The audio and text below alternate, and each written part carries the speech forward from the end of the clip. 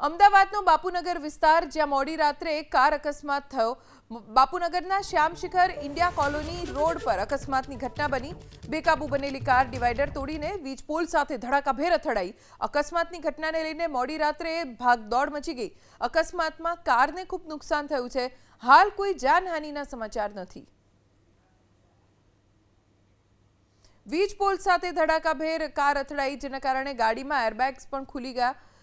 કારમાં કેટલા લોકો સવાર હતા અને કયા કારણોસર આ ઘટના બની તેની કોઈ સ્પષ્ટ જાણકારી હજી પ્રાપ્ત નથી થઈ। જાનહાનિના પણ સમાચાર પ્રાપ્ત નથી થયા, પણ કારને ખૂબ નુકસાન થયું છે। બોનેટનો આખો ભાગ વળી ગયો છે।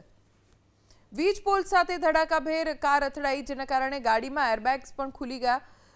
કારમાં કેટલા લોકો સવાર હતા અને કયા કારણોસર આ ઘટના બની તેની કોઈ સ્પષ્ટ જાણકારી હજી પ્રાપ્ત નથી થઈ। જાનહાનિના પણ સમાચાર પ્રાપ્ત નથી થયા, પણ કારને ખૂબ નુકસાન થયું છે। બોનેટનો આખો ભાગ વળી ગયો છે।